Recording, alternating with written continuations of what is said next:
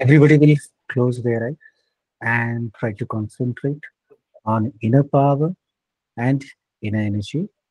We will pray in the holy feet of God to give us more power and more energy to get stability and development in our life. For that, we are chanting Gayatri Mantra. The voice should come from bottom of your heart and mind should be full of peace. Gayatri Mantra. Om Vasvah Assavitu Varenyam Bhargo Devasya Dhimahi धियो यो नः प्रचोदयात्. Om. Put up your hand and move around the eyes very slowly, slowly. Open your eyes with fresh vision, with new attitude. Okay, आपण अगदी basic पासून सुरुवात करतो आहे प्रत्येक गोष्टीचा आणि त्या सगळ्या गोष्टींना प्रॉपर पद्धतीने समजून घेणं ही सगळ्यात मोठी आपली प्रायोरिटी आहे. बेसिक इंग्लिश म्हटल्यानंतर अगदी एबीसीडी पासून सुरुवात करतो आपण. पण माझ्या माहितीप्रमाणे एवढ्याही बेसिक पासून घ्यायची कदाचित आपल्याला गरज नाही. A for apple, B for ball, C for cat, D for dog, सगळ्यांनाच ते व्यवस्थित परिचित आहे. मग कॅपिटल लेटर आणि स्मॉल लेटर असे दोन प्रकार इंग्लिशमध्ये पाहायला मिळतात. सर्वसाधारणपणे कॅपिटल लेटर काही नियमात बसतात, काही अटींमध्ये बसतात, काही कंडिशनमध्ये येतात. त्याच्याशिवाय इतर ठिकाणी ते वापरले जात नाही. जर स्मॉल लेटर जे आहेत ते पाहिलं तर सगळ्याच ठिकाणी वापरलं जातं. प्रत्येक ठिकाणी त्याचा आवर्जून वापर केला जातो. मग कॅपिटल लेटरचा वापर नेमका कुठे केला जातो? बघा, सर्वसाधारणपणे शॉर्ट फॉर्म जिथे पाहायला मिळतो, मग कॉलेजची नावं असेल, केटीचे, आरवायके, बीवायके, एनबीसी, एनडीसी, या बघा. बँकांची नावं पाहिली, HDFC, ICICI bank, IDFC bank, SBI bank. त्याच्यानंतर गव्हर्नमेंटची महत्वाची डिपार्टमेंट असतील, एमआयडीसी असेल, एमटीडीसी असेल किंवा एमएससीबी असेल किंवा एमपीएससी असेल, युपीएससी असेल, या सगळ्यांसाठी. त्याचप्रमाणे मोठमोठे इन्स्टिट्यूट असेल, जसं आयआयटी आहे, आयआयएम आहे किंवा इग्नू आहे, Indira Gandhi national open university, YCMA आहे, Yashwantrao Chavan open university, UNESCO आहे. या सगळ्या ठिकाणी कॅपिटल लेटरचा वापर होतो.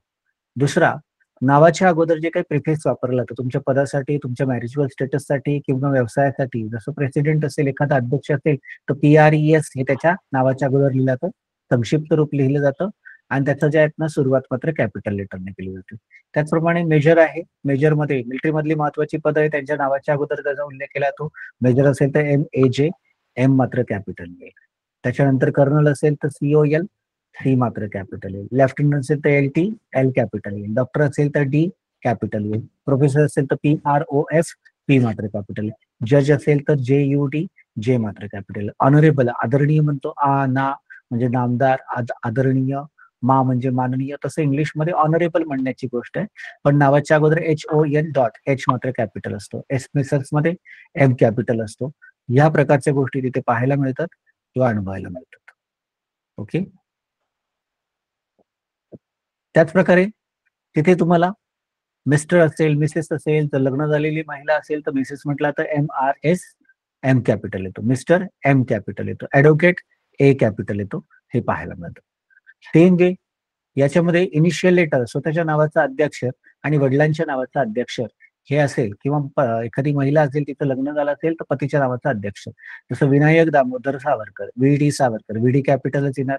लाल कृष्ण अडवाणी, LK अडवाणी, LK कॅपिटलच येईल. मोहनदास करमचंद गांधी, MK, M आणि K कॅपिटल येईल. पु ल देशपांडे किंवा PL देशपांडे, पुरुषोत्तम लक्ष्मण देशपांडे, PL कॅपिटलच. VD चौहान, विजय दीनानाथ चौहान, VD हे कॅपिटल मध्ये. APJ Abdul Kalam, APJ Abul Pakir Jainulabdeen Abdul Kalam, APJ हेही कॅपिटल मध्येच वापरलं जाईल किंवा वापरलं जातं. सेम वे जर प्रॉपर नाव नसेल, मग एखाद्या शहराचं नाव असेल, पाड्याचं असेल, गावाचं असेल, जिल्ह्यात असेल, शहरात असेल, राज्याचं असेल, देशाचं असेल, उपखंडाचं असेल, खंडाचं असेल किंवा एखाद्या पर्वताचं असेल, एखाद्या नदीचं असेल, एखाद्या विशिष्ट वाराचं असेल, एखाद्या विशिष्ट महिन्याचं असेल, एखाद्या ग्रहाचं असेल, एखाद्या विशिष्ट कंपनीचं नाव असेल, त्या विशिष्ट मुलाचं नाव असेल किंवा मुलीचं नाव असेल, सगळ्या ठिकाणी कॅपिटल लेटरने सुरुवात केलेली पाहायला मिळते. सुसामनगाव आहे, रामपूर आहे, सावरखेड आहे, नाशिक आहे, मुंबई आहे, पुणे आहे, अहिल्यानगर आहे, ठाणे आहे, गडचिरोली आहे. राज्याची नावं पाहिजे तर महाराष्ट्र, गुजरात, गोवा, देशाची नावं श्रीलंका, चायना, जपान, इंडिया, खंडाची नावं युरोप, एशिया, वाराची नावं संडे, मंडे, फ्रायडे, सॅटर्डे किंवा महिन्यांची नावं सप्टेंबर, एप्रिल, ऑक्टोबर, गोदावरी. त्याच पद्धतीने नद्यांची नावं असतील तर नर्मदा, गोदावरी. पर्वतांची नाव असेल हिमालया, एव्हरेस्ट, सह्याद्री. महासागर किंवा समुद्रांची नाव असेल प्रशांत, पॅसिफिक, अरबी. एखाद्या मुलीचं नाव असेल तेजस्विनी, राधिका, माया. महेंद्रा, नरेंद्र, रवी यासारखी मुलांची नाव असेल. सगळ्या प्रकारच्या नावांमध्ये सुरुवात तुम्हाला पाहायला मिळेल कॅपिटल लेटरमध्ये. हा झाला चौथा नियम. वाक्य नव्याने सुरू झालं की ते नव्या वाक्याचं पहिल्या शब्दाचं पहिलं अक्षर हे नेहमी कॅपिटल असतं. Today is the first day of my new life. Today म्हणजे टी कॅपिटल येणार. पॅराग्राफ असेल तर नवीन वाक्य सुरू झालं, पहिल्या शब्दाचं पहिलं अक्षर कॅपिटल. एक्सक्लेमेशन मार्क म्हणजे जे आहेत ना त्याच्यानंतर नवीन वाक्य सुरू झालं, नवीन वाक्याचं पहिल्या शब्दाचं पहिलं अक्षर नेहमी capital. So I am very happy. I am very happy full stop आलं, फुल स्टॉप नंतर नवीन वाक्य सुरू झालं, नवीन वाक्याचा पहिल्या शब्दाचं पहिलं अक्षर नेहमी कॅपिटल येईल. Could I start this life very successfully. त्याच्यानंतर प्रश्नचिन्ह आलं, प्रश्नचिन्हानंतर पुन्हा नवं वाक्य, नवीन वाक्यातलं पहिल्या शब्दाचं पहिलं अक्षर हे नेहमी कॅपिटल. म्हणजे वाक्य सुरू झालं की पहिल्या शब्दाचं पहिलं अक्षर हे नेहमी कॅपिटल असतं. हा पाचवा नियम झाला. बरं, आय जो स्वतःसाठी वापरला जाणारा आय आहे हा नेहमी कॅपिटल असल्याचं दिसलं. मग तो आय सुरुवातीला येऊ, वाक्याच्या शेवटी येऊ किंवा मध्ये येऊ, आय ज्याला मी म्हणतात तो नेहमी कॅपिटलमध्ये येतो. त्याचप्रमाणे कंपन्यांची जर नावं पाहिली तर टाटा असेल, सॅमसंग असेल, सोनी असेल, द टाइम्स ऑफ इंडिया असेल, व्हिडिओकॉन असेल, जेम असेल, कॉम्पॅक असेल, यासारख्या मोठमोठ्या कंपन्यांची सगळी नावं कॅपिटल असतात. किंवा महत्वाच्या काही सूचना असतील, no exchange, no parking, fix rate, cash only, use me, silence please, या प्रकारची नावं सुद्धा तुम्हाला कॅपिटल असल्याचं दिसतं. या व्यतिरिक्त बाकी सगळ्या ठिकाणी स्मॉल लेटर वापरतात. हे 7 असे ठिकाण आहे ज्या ठिकाणी कॅपिटल लेटरचा वापर होतो. तुमच्याकडे प्रायमर आहे सगळ्यांकडे. प्रायमर मधल्या पहिल्या पानावर ए टू झेड सगळ्याच्या सगळं मेन्शन केलेलं आहे, बरोबर. 2 नंबरच्या पानावर हे जे मी सांगतोय ते सगळं फ्रोझन नॉलेज दिलेलं आहे, जेणेकरून तुम्हाला वेगळं लिहिण्याची किंवा लक्षात ठेवण्याची गरज नाही. मी जे बोलतोय त्याच्यावर कम्प्लीट फोकस केला तर तुम्हाला सगळं व्यवस्थित लक्षात येईल. आणि आता होमवर्क जो आहे त्याच्यावरती फोकस केला तर मग ते अगदी परमनंट 25 वर्षानंतर जरी तुम्हाला या संदर्भातलं काही विचारलं तर ते सगळ्या लक्षात येईल. कारण त्याच्या नोट्स आणि कर्मयोगा वर्कबुकची रचना त्या पद्धतीने तयार केली. ज्यांच्याकडे प्रायमर किंवा कर्मयोगा वर्कबुक आहे त्यांना ज्या आहेत अगदी घाबरण्याची गरज नाही, कारण सगळ्याच गोष्टी त्यांच्या डोक्यात अगदी पक्क्या बसणार आहे. कारण असाइनमेंट, प्रॅक्टिस क्वेश्चन्स आणि तशा प्रकारच्या गोष्टी मेन्शन केलेल्या आहेत. बरं, त्याचप्रमाणे no exchange, no parking, fix rate, cash only, use me, silent हे सुद्धा आहे. म्हणजे बाकी सगळ्या ठिकाणी स्मॉल लेटरचा वापर होतो. मग त्याला काही नियम नाहीये, जिथे कमी तिथे असं म्हटलं जातं. मग कॅपिटल लेटर हे 7 ठिकाणी वापरलं जातं. पान नंबर 2 वरती तुम्हाला त्या सगळ्या गोष्टींचं पुन्हा रिवाइज करता येईल किंवा रिव्हिजन करता येईल. आणि आपण आता जे लेक्चर घेतोय त्याचं रेकॉर्डिंग व्हर्जन सुद्धा तुम्हाला ग्रुपवर टाकलं जाईल, जेणेकरून जर तुम्हाला यदा कदाचित पुन्हा रिपीट करायचं असेल तर ते करता येऊ शकेल. बरं, मराठीमधली कोणतीही किचकट, संस्कृत, प्राकृत, मराठी, हिंदी कुठल्याही भारतीय भाषांची नावं सहजपणे इंग्लिशमध्ये लिहिता यायला पाहिजे. विश्वशस्त्र शास्त्र, अष्टांग हृदयम, गीता ग्रहण योग यासारखी कोणतीही नाव असेल तरी सहजपणे तुम्हाला ती इंग्लिशमध्ये मेन्शन करता यायला पाहिजे. या अनुषंगाने या दृष्टिकोनातून ज्याचा वापर करतात ती बाराखडी, मुळाक्षरं, जोडाक्षरं किंवा स्टँडर्ड नॉन स्टँडर्डचे नियम आपण व्यवस्थित पाहतोय. बघा, सर्वसाधारणपणे मूळ अक्षर अल्फा म्हणजे मूळ मूळ अवस्था किंवा ओरिजिनल अवस्था, म्हणजे मूळाक्षर, मुळाची अक्षरं, रूट. मग त्याच्यामध्ये 2 प्रकार पडतात, एक स्वर आहे, एक व्यंजन आहे. स्वर म्हटल्यानंतर सगळेच्या सगळे अ, आ, इ, ई, उ, ऊ जे स्वर मध्ये येतात. घशाला हात लावल्यानंतर जसा व्हायब्रेट करायला लागतो तुम्हाला. अ, आ, इ, ई, उ, ऊ, ए, ऐ, औ, औ, आ.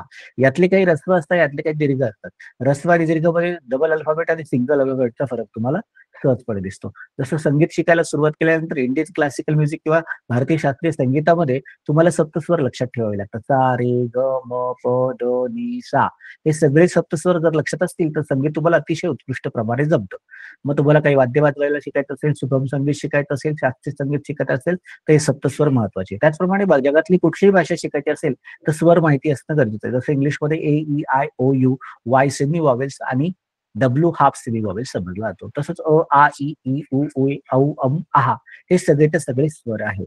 आणि त्याच्यानंतर येतात व्यंजन. व्यंजन म्हटल्यानंतर त्यांना तयार करून स्वर जे आहेत स्वतःचे शब्द निर्माण करू शकतात. क, ख, ग, घ, च, छ, ज, झ अगदी ज्ञ पर्यंत. मग इथे जर पाहिलं तर जसं आपल्याला संगीतामध्ये राग पाहायला मिळतात आणि मग त्यांना स्वर एकत्र करून त्याच्यामध्ये मैफिल सजते. तशाच प्रमाणे स्वर आणि व्यंजन दोघं एकत्र करून शब्द तयार होतात, शब्दांनी वाक्य तयार होतात, वाक्याने संपूर्ण कम्युनिकेशन तयार होतं, कम्युनिकेशन जमायला लागलं की भाषा तुम्हाला अवगत झाली असं समजायला हरकत नाही. मग याच्यामध्ये ऱ्हस्व आणि दीर्घाचा फरक दिसतोय. डबल ए आ थोडं लांबलंय. ई डबल ई ई उ ऊ ए ए ओ औ आहा या पद्धतीने येतं. त्याच पद्धतीने याच्यामध्ये व्यंजन पाहिले तर व्यंजनांचा आपण 3 क्रम केलेले आहेत. जसं फॉर एक्झाम्पल इथे तुम्हाला दिसत आहे की ठ जो आहे, चे 4 अल्फाबेट आहे. C double H A. त्याचप्रमाणे क्ष आहे, ञ आहे, श आहे. मग हे 4 अल्फाबेट आपण वेगळे केले. कर्मयोगा वर्कबुकमध्ये याची प्रॅक्टिस पण करून घेतलेली तुमच्याकडून. ती प्रॅक्टिस जी आहेत ना ती फॉलो करायची. 1 ते 10 नंबरचं पेज आहेत. ते तुम्ही जर व्यवस्थित फॉलो केलं, तर तुम्हाला ते अगदी व्यवस्थित पद्धतीने जमू शकेल. मग आता ह्या सगळ्या गोष्टींमध्ये अप्रोप्रिएट एका राईट डायरेक्शनला आपण जर पुश केलं, तर then it will be okay and very fantastic and fine for us. मग इथे तुम्ही जर पाहिलं, तर हे 4 अल्फाबेट असलेले शब्द आपण वेगळे केले आणि त्याला जवळ-जवळ 10 ते 15 वेळा सराव करून घ्यायचा. त्याच्यानंतर 3 अल्फाबेटवाले शब्द घ्यायचे. जसं ख आहे, KH आहे. त्याच्यानंतर घ आहे, GH आहे. थ आहे, CH आहे. प्रत्येक याच्यामध्ये म्हणजे तुम्ही जर क्रम जर पाहिला, तर त्याच्यामध्ये 4 अल्फाबेट असलेले 4 शब्द दिले. 3 अल्फाबेटवाले जे आहेत ना, सर्वसाधारणपणे 10 शब्द दिले. एकच शब्द 2 प्रकारे लिहिता येतो. जसं झ आहे, JH ने पण लिहिता येतो, झेड पण लिहिता येतो. व आहे, VA ने पण लिहिता येतो, WA ने पण लिहिता येतो. त्याच्यानंतर फ आहे, SO ने पण लिहिता येतो आणि PHA ने सुद्धा तो लिहिता येतो. त्याच पद्धतीने तुम्हाला या ठिकाणी स्वर दिसतायत, व्यंजन दिसतायत. व्यंजन जे आहेत ना, ते नॉर्मल आहेत चौथ्या कॅटेगरीमध्ये. ते कॉमन सेन्सचा भाग आहे. क म्हटल्यानंतर केच येणार, प म्हटल्यानंतर पीच येणार, स म्हटल्यानंतर एसच येणार. ह्या पद्धतीने तुम्हाला तिथे पाहायला मिळू शकतं. बरोबर? म्हणजे मग तुम्हाला त्या गोष्टींमध्ये तुम्हाला व्यवस्थितपणे ऑपरेट करता येणं सहज शक्य होईल. मग याच्यात जे आहेत ना, पहिलं जे दिसतंय तुम्हाला 4 येतं, त्याचा त्या 15 वेळा सराव करा. त्याच्यानंतर दुसरं जे 3 अल्फाबेटवालं दिसतं, त्याचा तुम्ही सर्वसाधारणपणे 10 वेळा सराव करा आणि 2-2 अल्फाबेट दिसतायत त्याचे ते जे आहेत ना 5 वेळा करा आणि हे एकदाच रिपीट केलं तरी सुद्धा चालू शकेल. आता स्वर आणि व्यंजन ज्यावेळेस एकत्र येतात, ते एकत्र आल्यानंतर त्याच्यापासून बाराखडी तयार होते. मग सर्वसाधारणपणे तुम्ही जर पाहिलं, तर बाराखडीमध्ये क, का, की, कू, के, कै, कौ, कम, कहा. हा क जर काढून टाकला किंवा त्याचा के काढून टाकला, तर सगळं आ, ई दिसतं. So for example K A, K A, E, I, की, डबल ई आलंय, यू आलेलं आहे, डबल ओ आलेलं आहे. त्याच पद्धतीने के ई आलेलं आहे, AI कई आलेलं आहे, को आलेलं आहे, ए यू कौ आलेलं आहे, बरोबर? औ आलेलं आहे आणि आणि एच आहा. म्हणजे सर्वसाधारणपणे जर आपण याच्यामध्ये जर लक्षात घेतलं, स्वर आणि व्यंजन यांची उभी आडवी जर रचना उभी केली आणि आडवे जर स्वर ठेवले, उभे जर व्यंजन ठेवले, तर आपल्याला छानपैकी बाराखडी समजते. आता ही बाराखडी म्हणजे दुसरं तिसरं काही नसून, तर जे आहेत ना मराठीमध्ये मुळाक्षर ज्याला म्हणतायत ती सगळी आहेत. पण आपल्याला इंग्लिशमध्ये जमली पाहिजे आणि कदाचित हा फारच बेसिकचा भाग आहे.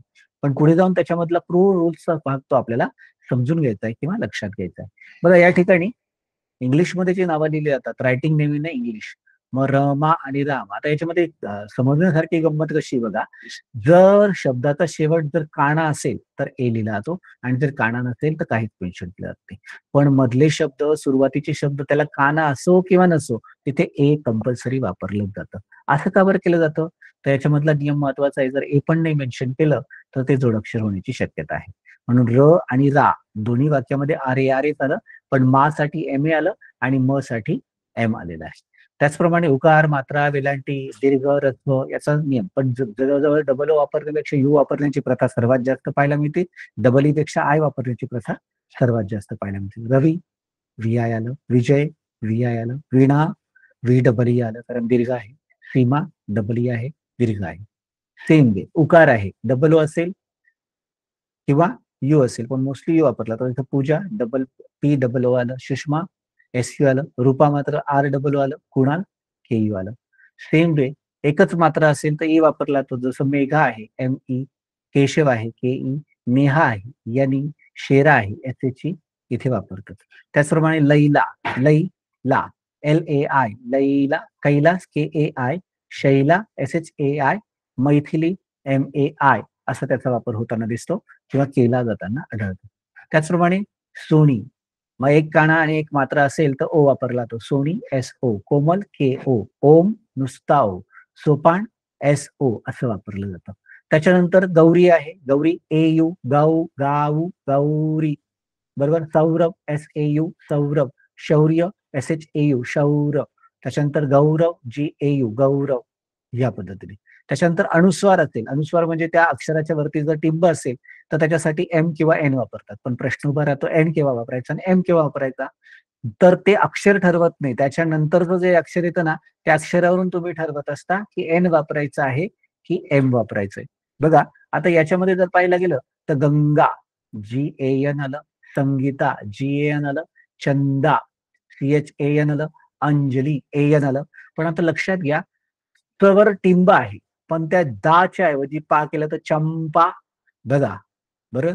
संगीता आहे पण त्याच्या संभाजी केलं तर SAM करावं लागेल. मग आता N कुठे वापरायचं आणि M कुठे वापरायचं अगदी सोपं आहे. एरवी तुम्ही N सगळ्यात जास्त वापरतात पण त्या अनुस्वार त्याच्यावरती जे आहेत ना जर तुम्ही तो टिंब पाहताय त्याच्यानंतरच अक्षर प पतंगीचा, भ भडजीचा आणि ब बदकाचा, प ब भ आलं की त्याचा M करायचं एवढं लक्षात राहू द्या. मग संपदा असेल, संभाजी असेल, चंपा असेल सगळ्या ठिकाणी येतं बघा. पुढचं अक्षर जर पाहिलं तुम्ही पेजमध्ये चंपा, संभाजी, रंभा, संपदा हे त्यातली महत्वपूर्ण उदाहरणं समजली जातील. त्याच पद्धतीने यात जर र ने इंटरफेअर केलं मध्ये, र ने इंटरफेअर केलं तर कसं होईल मग र प्रकाश, प्रकाश र आणि प एकाच वेळेस जसं र उच्चारला तर जिभेद्वारे आपण जे आहेत ना जीभ अधंतरी तरंगते आणि करंट लागल्यासारखी व्हायब्रेट करते र र र. आणि जर प पाहिलं तर प ओठ बोलतात. प प जिभेचा काही रोल नसतो त्याच्यामध्ये. मग या दोघांचं जर कॉम्बिनेशन आणि कोलॅबरेशन केलं तर प्र होतं बघा प्रकाश. जितेंद्र. मग दोन्ही एकाच वेळेस प्रकाश नाही म्हणायचे, प आणि र एकाच वेळेस म्हणतात प्रकाश.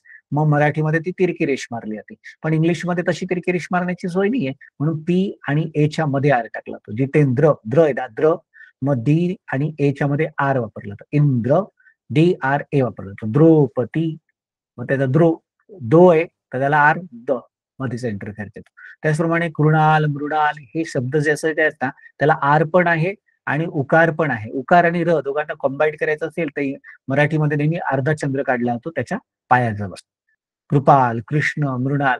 पण बऱ्याच वेळा असा अर्धचंद्र काढल्यानंतर इंग्लिशमध्ये ए जास्त प्रचलित आहे. कृष्णा, मृणाल, कृपाल या पद्धतीने. आर्य ज्याला आपण रफार म्हणतो, ज्याच्या डोक्यावर तुरा आहे ना त्याच्या अगोदर आर वापरायचा. आता हा आर एकाच वेळेस विचारला रणे आर्य, आर्य नाही म्हणत आपण र अगदी 50% 25% त्याला स्ट्रेस द्यायचा आणि लगेच यने उचलून घ्यायचं. आर्य, हर्षल, वर्षा, दुर्गा म्हणून तो आर जो आहे ना तो हाप आलेला आहे आणि म्हणून त्याच्या डोक्यावर तुरा आहे ना त्याच्याच अगोदर आर येतो. आर्या YA अगोदर आर, हर्षल शच्या SHA अगोदर आर, वर्षा SHA अगोदर आर, दुर्गा GA अगोदर आर येते. सेम आता जोड अक्षर मगाशी मी तुम्हाला सांगितलं की सिंगल जरी अक्षर असेल किंवा डबल जरी अक्षर असेल तर त्याच्यासाठी ए वापरला जातो. मग ए का नाही वापरायचा. मग जिथे जे आहेत ना तुम्ही अक्षर वापरलं नाही तर तिथे जोड अक्षर तयार होतं. जसं शयाम, शयाम लिहिलंय ना श अर्धा दिसतोय ना मग त्या SHA नंतर ए उडवला Shyam. Same way Bhaskar S नंतरचा एवढून टाकला भास्कर. सरस्वती एस नंतरचा एवढवला सरस्वती. पल्लवी ल अर्धा आहे ना एल पहिल्या एलचा ए उडवला दुसरा एलच्या नंतर ए ठेवला कारण तो ल पूर्ण आहे. उल्हास एलच्या नंतर जे आहेत ना ए उडून टाकला उल्हास. सेम वे संध्या DH नंतरचा ए उडून टाकला बघा कारण ते अर्ध अक्षर आहे. माळसा एम नंतरचा ए उडून टाकला. नित्यानंद टी नंतरचा ए उडून टाकला. विद्या डी नंतरचा ए उडून टाकला. सेम वे आता इथे ज्योतिबा जेचा एवढवला, ईश्वर SHचा एवढवला, कस्तुरी एस नंतरचा एवढवला, दत्ताजी पहिला टी नंतरचा ए काढून टाकला, तृप्ती टी नंतरचा ए काढून टाकला, लक्ष्मी क्ष म्हणजे एक्स नंतरचा ए काढून टाकला, ऐश्वर्या SH नंतरचा ए काढून टाकला. आता इथपर्यंत नियम तर साधे सोपे होते बरं का. पण आता प्रो रूल्स आपण पाहूया. स्टँडर्ड आणि non standard. Standard non standard म्हणजे काय. स्टँडर्ड म्हणजे असे नियम जे जास्तीत जास्त जण फॉलो करतात अधिक ते प्रचलित आहे आणि नॉन स्टँडर्ड म्हणजे चुकीचे नाही पण ते कमी लोक फॉलो करतात. जसं फॉर एक्झाम्पल फाटकी जीन्स हे आजची फॅशन आहे म्हणजे ते स्टँडर्ड झालं. पण आपले आजोबा वगैरे पाहिलं तर मागची जनरेशन होणार हे काय दारिद्र्याचे लक्षण आहे फाटक्या जीन्स का बरं घालतायत तुम्ही तर अहो आजी तुम्हाला ही फॅशन आहे. मग त्याचा ट्रेंड बदललेला आहे, त्याचं स्टँडर्ड बदललेलं आहे. तसंच इंग्लिशचे काही ठरलेले स्टँडर्ड आहेत. ते स्टँडर्ड काय आहे? समजा जे आहेत ना, तुम्हाला तुमच्या प्रायमरमध्ये पण हे मेन्शन करून दिलेलं आहे. ते वाचलं तरी तुम्हाला रेफर करता येईल. जसं अक्षय आहे, अमोल आहे, अनिता आहे, अजय आहे. सगळ्या ठिकाणी सिंगल एचाच वापर झाल्याचं चित्र तुम्हाला दिसतंय. बरोबर? मग इथं अक्षय, अमोल आणि डबल ए असलं तर आ होतो असं बरेच जण म्हणतात. पण ते नॉन स्टँडर्ड. चुकीचं नाही, नॉन स्टँडर्ड आहे. मग स्टँडर्ड काय? आनंद असेल, आकाश असेल, आशा असेल, आशिष असेल, सगळ्यांसाठी ए वापरायचं. म्हणजे पहिला नियम काय? जर मराठीमधला अ असेल नावामध्ये तरी एच वापरायचा सिंगल ए आणि आ असेल तरी सिंगल एचाच वापर केला जातो. हा नियम आहे. सेम वे लक्ष्मी आहे. लक्ष्मीमधला क्ष जर अर्धा असेल तर त्या अर्ध्या क्ष साठी नेहमी एक्स वापरला जातो. आता काही जण म्हणतात क्ष तर KSHA येतो आणि जर त्याचा अर्धा आहे तर ए ओढून टाकला. मग लक्ष्मी जे खाली लिहिलंय वरती पण लक्ष्मी आहे, वरती लक्ष्मण लिहिलंय, खाली पण लक्ष्मण लिहिलंय. यातलं योग्य कोणतं आहे? तर ऍक्च्युली पाहायला गेलं तर दोन्ही पण योग्य आहे, दोन्ही पण बरोबर आहे. पण वरचं स्टँडर्ड समजलं जातं आणि खालचं जे आहे ते नॉन स्टँडर्ड समजलं जातं. म्हणून वरचं जे त्याला स्टँडर्ड म्हणायचं, खालचं आहे त्याला नॉन स्टँडर्ड म्हणायचं, हे लक्षात असू द्या. बरं. त्याच पद्धतीने तिसरा नियम आहे. तिसरा नियम कधी डब्ल्यू आणि व्ही व साठी केव्हा वापरला जातो? तर बऱ्याचदा लक्षात घ्या, ज्यावेळेस जोड अक्षरामध्ये पूर्ण व असतो सपोर्ट करणारा आणि त्याच्या अगोदर अर्ध अक्षर कुठलंही असतं. तसा सपोर्ट करणारा पूर्ण व नेहमी डब्ल्यूने मेन्शन होतो. असं बऱ्याच ठिकाणी दिसतं. जसं स्वाती आहे. स्वातीमध्ये व्ही कधीच दिसणार नाही. कारण स अर्धा आहे व सपोर्ट देणारा पूर्ण आहे. सरस्वती तिथे स अर्धा आहे व सपोर्ट देणारा पूर्ण आहे. अश्विनी आहे त्याच्यामध्ये सुद्धा व पूर्ण सपोर्ट देणारा आहे म्हणून डब्ल्यू वापरलाय. स्वागत डब्ल्यू वापरलेला आहे. श्वेता डब्ल्यू वापरलाय. अश्वत्थामा डब्ल्यू वापरलाय. कारण त्याच्या अगोदरचं अक्षर अर्ध आहे आणि व पूर्ण आहे. जोडाक्षरातलं अर्ध अक्षर असेल आणि त्याला सपोर्ट करणारं पूर्ण व असेल तर ते बऱ्याचदा डब्ल्यूने मेन्शन केलं जातं किंवा आडनावामध्ये पण बऱ्याच वेळा डब्ल्यू वापरतात बघा. वाघ असेल, वाणी असेल, सोनवणे असेल, बरोबर किंवा पवार असेल तर आडनावामध्ये सुद्धा बऱ्याच वेळा डब्ल्यूचा वापर होतो. हे स्टँडर्ड समजलं. सेम वे रू जर तुम्ही पाहिला तर रूचा साधारणपणे 3 प्रकारचे पाहायला मिळतात. पहिला रू आहे आर यूचा, दुसरा यू आहे रिषभचा, आर आयचा.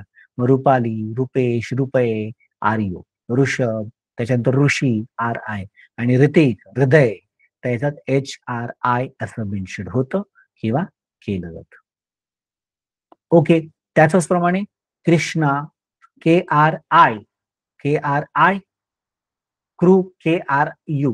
आता KRU कृष्णा आणि कृष्णा दोन्ही पण पाहायला गेलं तर स्टँडर्ड आहेत का? नाही. एक नॉन स्टँडर्ड, एक स्टँडर्ड आहे. मग KRI हे स्टँडर्ड आहे. KRU हे चुकीचं आहे का? चुकीचं नाही, बरोबर आहे. पण कमी लोक वापरतात. जसं हरे कृष्णा, हरे रामा. कृष्णा जे आहेत ना, ती इस्कॉन संस्था आहे. त्याच्यामध्ये कृष्णा नेहमी KRI नेच वापरलं गेलं. ईश कृपा, कृपा KRIPA ने. पृथ्वी PRI ने मेन्शन केलं जातं. मग हा रूल्स आहे, रेग्युलेशन आहे. हे सातत्यानं आपल्याला दिसतं, जाणवतं किंवा पाहायला मिळतं. बरं. त्याचप्रमाणे मगाशी आपण पाहिलं जर शेवटी काना नसेल तर ए वापरायचा आणि काना असेल तर ए वापरायचा. पण काना, यात्रा, विलांटी काहीच नाहीये. पण जर त्या शब्दाचा शेवट हा जोड अक्षराने झालेला असेल तर त्याच्यासाठी नेहमी ऑल्वेज ए वापरायचा. जसं चाणक्य आहे. काना नाहीये पण तरी ए वापरला. चाणक्य केलं इंग्लिशमध्ये. कृष्ण आहे. पण जोडाक्षर आहेत ना मग त्याचा ए वापरला गेला. बुद्ध आहेत. बरोबर? तर बुद्ध जे आहेत ना तिथं तशा प्रकारचा वापर केला गेलेला आहे. त्याच पद्धतीने बुद्ध आहे. बुद्धमध्ये सुद्धा शेवटी जोडाक्षर आहे. ध चा फरक दिसते बुद्धा. त्यानंतर रवींद्र आहे. त्याच पद्धतीने जे आहेत ना रवींद्र पण आहे. कौटिल्य आहे. कौटिल्यमध्ये LYA येणार. प्रसन्न आहे. मग न ला न जोडला गेला आणि ए वापरलं गेलं. सेम वे या ठिकाणी उद्धव, बुद्ध हे जे दृष्टीभ्रम असलेले शब्द आहेत. दृष्टीभ्रम म्हणजे कशाला म्हणतात दृष्टीभ्रम? बाबा दिसायला जे आहेत ना द आणि ध आहे. आता आपण मी विचारलं बुद्ध या शब्दामध्ये द अर्ध आहे का ध अर्ध आहे? धरण अर्ध आहे का दलित अर्ध आहे? मग आता इथे जर पाहायला गेलं तर तो ध जो आहे ना तो ध अर्धा दिसतोय पण तो अर्धा नाहीये. उद्धव मध्ये सुद्धा ध अर्धा दिसतोय पण तो नाहीये. ब्रह्मामध्ये पण अर्धा दिसतोय. कसं काय? सुटसुटीत करून सांगतो. बुद्धामध्ये जर पाहायला गेलं तर बुद्धामध्ये द जो आहे तो अर्धा आहे म्हणजे त्याचा पाय मोडलेला आहे. ब्रह्ममध्ये पण ह अर्धा आहे, त्याचा पाय मोडला गेलेला आहे. द्वारका हे उदाहरण, वदारका नाही कधी पण वाचताना पण द्वारका वाटतं द. मग इथे स्पेलिंग लिहित असताना BU द. मग दिसायला जरी ध अगोदर दिसत असला तरी ऍक्च्युली दच अगोदर आहे. द खालच्या बाजूने जोडला जातो. असं का केलं जातं त्याचंही कारण समजून घ्या. बघा जनरली तर ग पाहिलं तर ग अर्धा होतो, प केलं तर प अर्धा होतो, फ केलं तर फ अर्धा होतो, घ अर्धा होतो, ख अर्धा होतो, स अर्धा होतो, ग अर्धा होतो, य सुद्धा अर्धा होतो. म्हणजे ही सगळीच्या सगळी अल्फाबेट पाहिली तर ती अर्धी अर्धी होतात. पण जर छ अर्धा करायचं झालं तर चालेल का हो? नाही चालणार. कारण छ जर अर्धा केला तर तो घ सारखा दिसेल ना. ड अर्धा करता येईल का? नाही करता येणार. तो जर केला तर गडबड होईल. ह अर्धा करता येईल का? नाही. त्याच्यानंतर ह अर्धा करता येईल का? मग याच्यात पर्याय काय असतो? त्याच्यात पर्याय दोन आहेत. एक तर त्याचा द चा पाय मोडा किंवा ह चा पाय मोडा. तसं बुद्ध लिहिलेलं आहे पहिले. किंवा सरळ सरळ त्याच्यानंतर जो अक्षर येत आहे ना, ते अक्षर अर्ध कला त्याला अगोदर त्याच्या पायाच्या खाली जोड. बरोबर? ते जोडलं गेलं तर वाक्य पूर्ण होईल. मग स्पेलिंग मध्ये तशा पद्धतीने द्वारका हे उदाहरण पक्क लक्षात राहू द्या. बरोबर? द वारका डी अगोदर आलेला आहे. दिसायला व अगोदर दिसते पण ते. आणि पूर्ण व जो आहे व पूर्ण आहे. दिसायला अर्धा जरी दिसत असला तरी पूर्ण आहे. आणि जोड अक्षरामधला पूर्ण व डब्ल्यू निश्चित केला जातो म्हणून द्वारका जर ना तिथे डब्ल्यू वापरला गेला. सेम वे याच्यामध्ये जर मायथोलॉजिकल नेम असतील म्हणजे रामायण, महाभारत, श्रुती, स्मृती, वेद, उपनिषद, पुराण असेल, यातली कुठलीही पात्रांची नावं असेल ना त्याच्यात ए लावण्याची प्रथा पाहायला मिळते. Lord Rama kill to Ravana, Bhima kill to बकासुरा.